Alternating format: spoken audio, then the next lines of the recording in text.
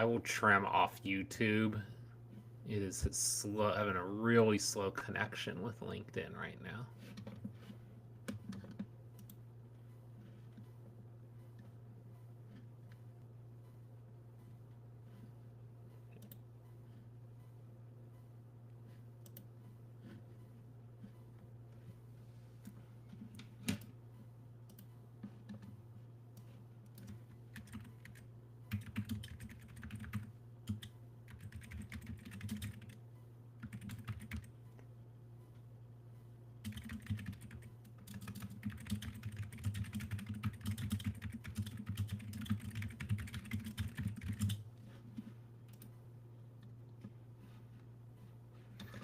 All right, we are here making of a marketer and the summer of Sydney, the summer of Sweeney. Jess, it continues, and we have another discussion kind of to continue on what we've been talking about from marketing controversy to marketing controversy. And Jess, as we continue to talk about what's going on with Sydney, there should be no brand or no person happier than our guy at the Coldplay concert because nobody's talking about him anymore. What he had like his 4 days in the sun, and we've moved on, and Sydney's kind of held our attention a little bit longer in the marketing world.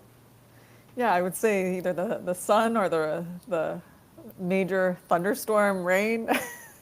But you're right. I didn't know we were gonna keep talking about this. I didn't know it was still gonna be this focused. But then I sent you the article that I saw over the weekend with Baskin Robbins, and then I have this surprise. I've not shared this with you as well. Vital. I just thought this was kind of funny because she's the name is on the brain. I use Vital Farms eggs. Andy, I don't know if you know anything about them, but like we are a major Vital Farms family. We are not sponsored by Vital Farms, but we in their eggs they have a little card where they highlight the chicken of the month.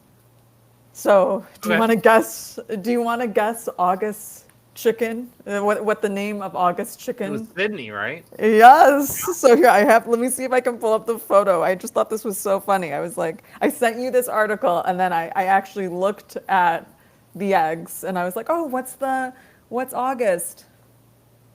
Can you see it? It's Savvy Yeah. Sydney forages for only the finest, freshest grasses in the pasture. So that's the chicken, the bird of the month. I thought that was pretty funny and totally on point. Well, that is. It basically shows that this game right now is really for anyone who wants to jump on it. So we think about that now, just as social trends, and we're going to kind of go into brand partnerships and all of these good things. But it shows that how when you have a moment, and we argue this, you argue this one a lot.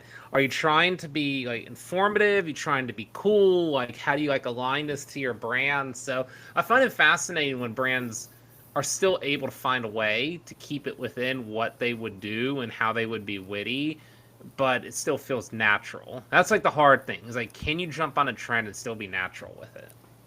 Yes, and Baskin Robbins did just that. So you were so they or I saw that this commercial was released over the weekend, but you were saying that they potentially had a partnership with her, I believe since and June that they've been doing things with her.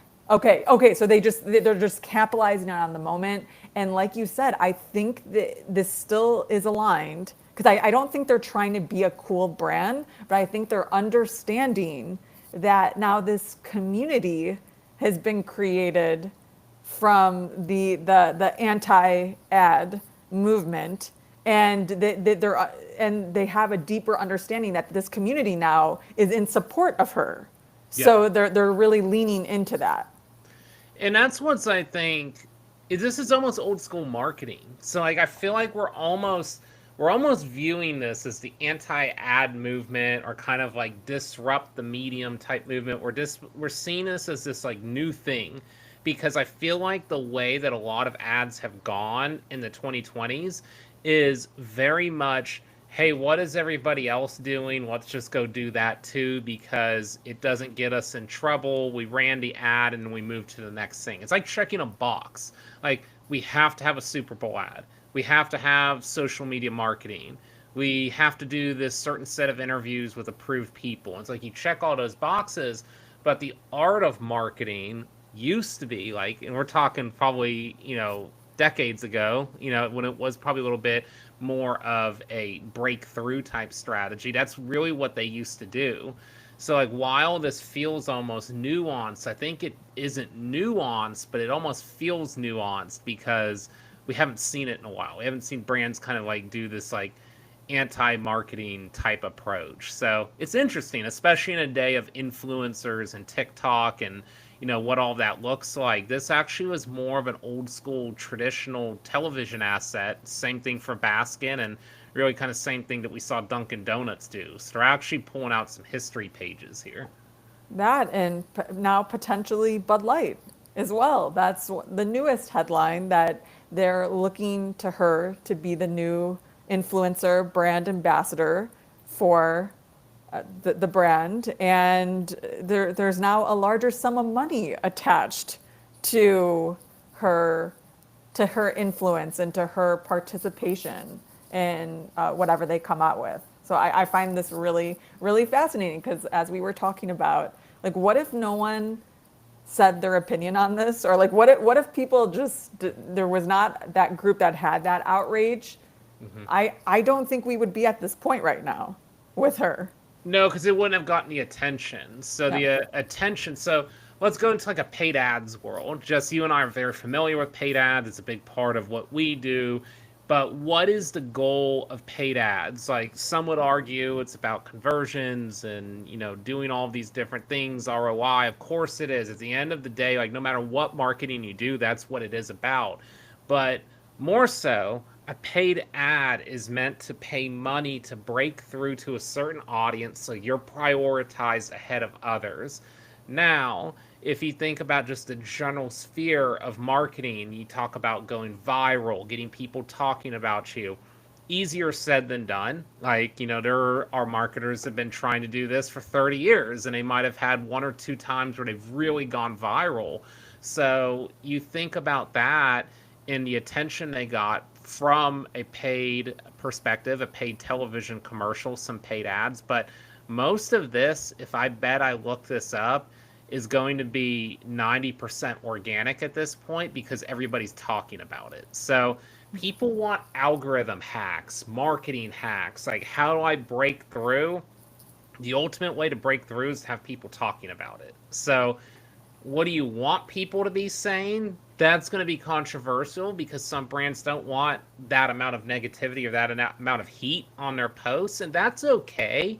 Like, I would say brand doesn't have to go as crazy as Liquid Death, Sydney Sweeney, American Eagle, Dunkin' Donuts now in the fray. Like, that doesn't have to be their brand, but you will potentially pay a lot more to get attention if you're not willing to spark the conversation. And again, that's okay. Like, that's to each in their own to debate.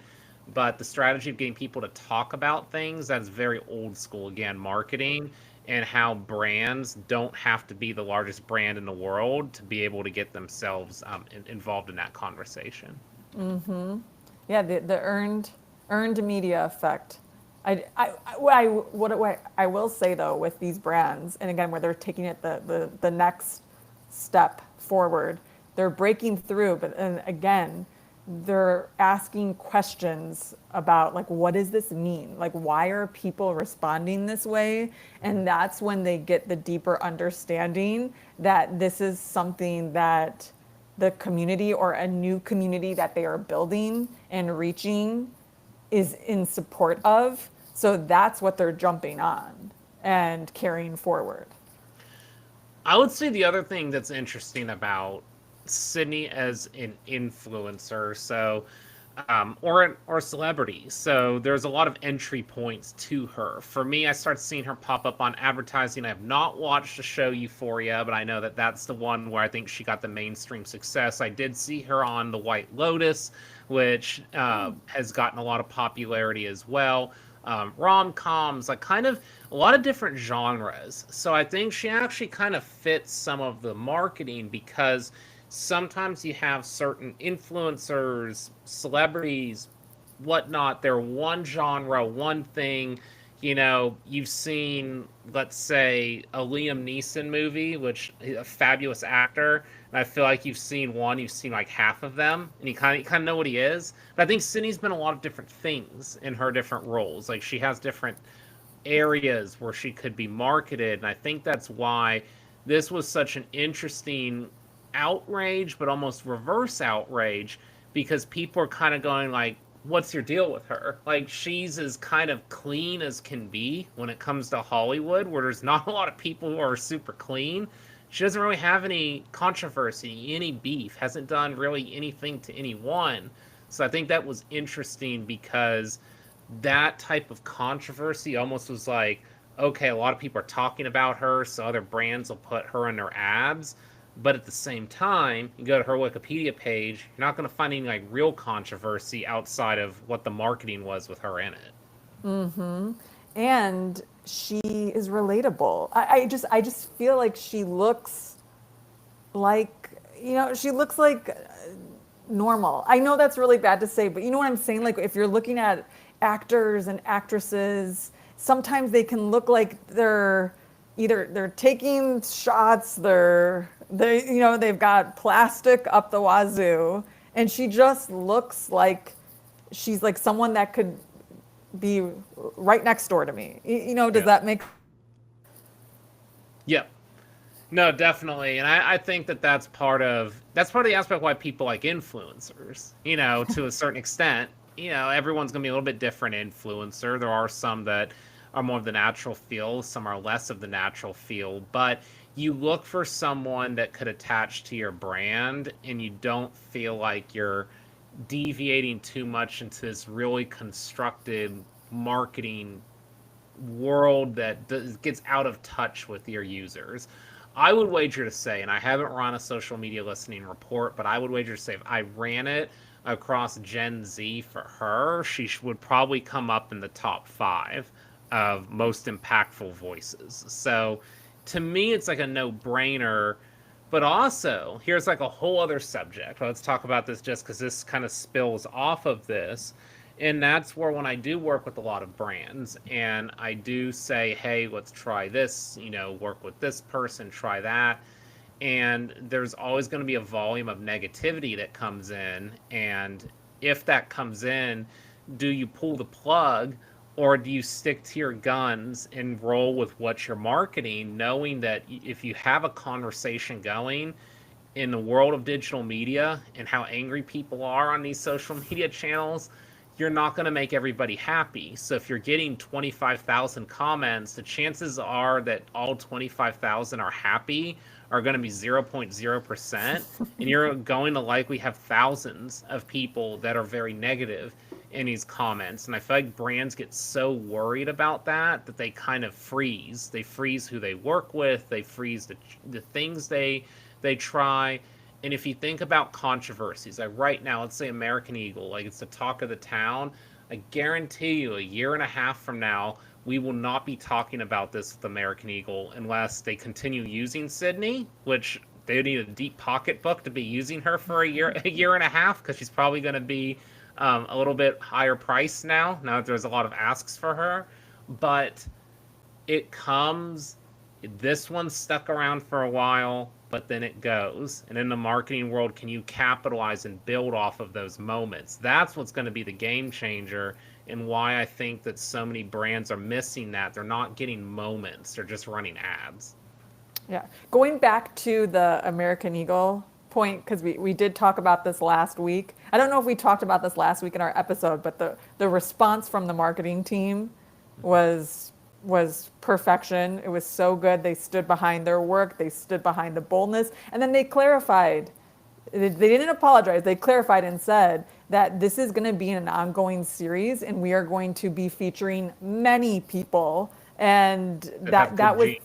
that's Yeah. so, yes, that is so important. So now I'm really curious to see who's coming next, and I'm Yeah. excited about it. So I think that is just something fantastic to highlight in a way that they can continue the conversation, which it sounds like they will be continuing the conversation without Sydney, and that's okay. That's great. And so I think that's a lesson for the marketer too, that the celebrity, the influencer, the creator, who you bring onto your campaign, they are a conduit, a person that helps and aids the campaign, but they are not the campaign. And they should never be the campaign because you are always one PR stunt or one PR mishap away with that person you partnered with from your whole brand falling apart if they are the campaign. So let's say I was just talking about Sydney being kind of, free of a lot of major controversy. What if she was involved in something that was actually a lot more her doing something versus an ad? Then if you put all your eggs in that basket, that could put you into a difficult place to get out of. So building a campaign that's able to be sustained through multiple voices in the way they're constructing this, again, like if you're a marketer, I still think it's okay to say this isn't the direction I would have taken. I don't like this approach. Like you're allowed to say that, but I would still ask questions to investigate what they're doing. And if you were to try to do something like this, how would you do it different? I think the key learning I take away from this, Jess, again, is this was a setup of an opportunity to run a deeper campaign about good genes, as in the fabric and the jeans, and kind of like play a pun on words. But maybe it was a test too. Like maybe if this bombed, like the sales weren't good, they could have just pulled this back and be like, "Hey, let's go with a different slogan." It worked. Now it's just the opportunity to partner with more people. And going back to your point around the social listening, I love the comment section. I like that's the first place I go now with all of these controversial topics because you're right. Like you could have a piece of content that has like 25,000 comments, and you know that, like you said, they are not going to all be positive. They're Yeah. not going to all be negative. But it's so, and apparently, and this is where I am naive, bots are like commenting on things as well. So it's like, it's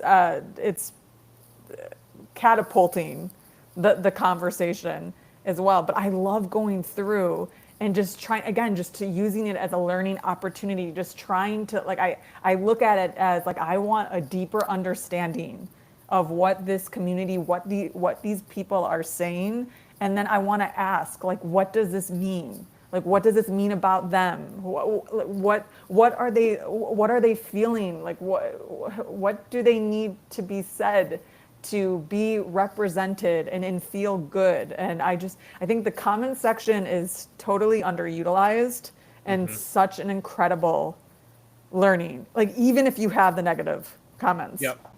And there's, larger companies that will hire people now that their prime focus is the comment section. So, Yeah. community manager used to be seen as this lesser social media title, kind of this like introductory that you do the, handle the comments, help out with responses. There should be nothing. I mean, if you find someone that's really skilled entry level, I'm not going to say no because they might have the skills and be ready to go when they walk in the door because it is a nuanced talent. However, the impact of that type of role is not entry level. That is one that really shapes how your brand is viewed. The way Wendy's is viewed as an online entity is because of their community relations. Like their posts, they do some crazy stuff, but it's more how they're commenting and talking to people in the community that really shows up. So that would be a next level. If I were on American Eagles team, I would be responding to a lot of this, like leaning into it more. It could be some witty responses and they could have some fun with it, but they've already kind of gone that direction. So I think you want to continue doing it, but in a professional manner, which they're showing they can do. Yeah, these community managers have such an important role in instilling trust and realness and like just genuine empathy for communities. Because I don't know about you, Andy, but like if I'm on Yelp or if I'm on Google reviews and I'm going through the comments, because that is what I do, but and then I see the community manager or the manager, someone responding to even like the most hateful comments, Mhm. and just like saying, not apologizing, but just, or in some cases maybe for a hotel that an apology needs to be made, but just acknowledging the comment and responding to it and acknowledging the customer's disappointment. I think that goes such a far way. It makes you feel a lot more human. Yes. And and kind of the last thing, because I'm just looking at it off here to the side, I kind of want to like really focus on with American Eagle is, you could say right, wrong, in between. I want you to think of the people in the marketing room, and for our marketers listening, the types of pressure that you are put on as a marketer, because marketers back in the day, it was kind of like, let's get some engagement, let's get people talking, let's be creative. Marketers in 2025, if the product doesn't sell, we all get wiped out. Like, let's just be frank, Jess. Like, we're the Yeah. first to go. Um, Looking just at stock price for American Eagle, if we go back to 2021, their stock price was at $37.44. Before this campaign was launched in June, their stock price was $9.31. That's a brand that's had their stock plummet 400 plus percent. So at this point, as a marketing team, I guarantee you, you're being held to the fire. Again, I don't have any insight. I don't know what happens there, but I'm just going to take a guess, knowing today's marketing culture, that you're at the point you got to try something. Like running an ad about jeans that are $25.99 because of a 40% off sale is not going to work. Like, if you're dropping that much, you are not going to compete against the online sellers that are out there. So you have to try something. So again, like, kind of the critical nature of this, I think it's okay to have differing viewpoints, but try to, I would say, my message is be a little easy on those marketers. Got to try something. And, they tried, and it's gone from 931 up to 1271. So it's still a big difference from 40 something dollars, but I mean, heck, it's a start, right? It's got people talking about the brand, so now they have the opportunity to be marketers and try some different things. Totally. Again, we would not continue to be talking about this brand if it would have come and gone. It would, and people, I think the customers still would have purchased the jeans. They probably still would have sold out, Mhm. but it would not, because again, they were trying to speak directly to their customer. I just don't. Again, I don't know if it would have impacted Yep. the stock price in this Yep. way, and the energy that's now been created from this This newly campaign. formed community that wants to support the summer of Sydney. Sydney. And we may find out, just we might come back to numbers in 3 months, and we might find out they paid so much just to get her that they didn't even turn profit. Because that happens. Like, there's winners at these award shows. Like, yeah, that was a good ad. And then you go and look at the financials. It's like it didn't make any money because they blew so much on the production. And maybe that happens, and we're all completely wrong on it. But again, I just want to like look at it through a marketer's perspective. Gotta try something. Yeah. So like they tried something different. Yes, yeah, they're trying something different. They're trying to think differently. They're trying to shake things up. And no matter what your views are, you have to respect that, because Yeah. remember, it's one of the things that we fear the most, making a mistake, and the people that can overcome those fears and like go for something because they have they've spoken to their community, they've spoken to their customers, they have an understanding, a deep understanding of their customer needs. Hmm. That's incredible. And then just using it again, continuing to use it as a learning moment. Like, if you Yeah. look at it as like, this is going to be an opportunity to get to know my community better, like Yeah. that is the one of the biggest wins as a marketer that you could attain. Definitely.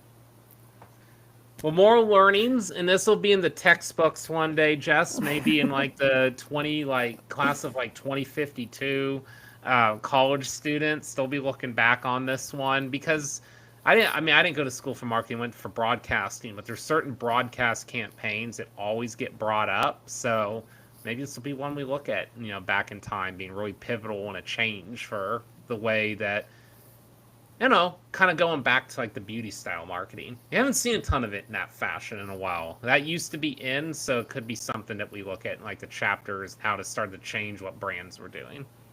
Totally. Or yeah, so are you going to bring this up in your next social media marketing course? I could see it. Yep. I think it's worth it. We're supposed to be doing some updates on it. It's about the video of social media. So I think that there could be something to that. What happens though is I try to show some low cost options more than anything that you can do. So, I'm gonna have to preface it as like most of our brands may not be able to afford A-list celebrities, but if you could, what would you do with it? I think that's always just good exercises. Totally. Love it. So we will kick off for today, but we do have some guest episodes lined up. We're talking to a few folks. I got some of my bosses that I want to get back on the show so you can learn a little bit more about my past. So we're mixing and matching with some different things. So stay tuned for the coming days, and we will keep it rolling here on the Making of a Marketer. Thanks. Bye. Bye, everyone.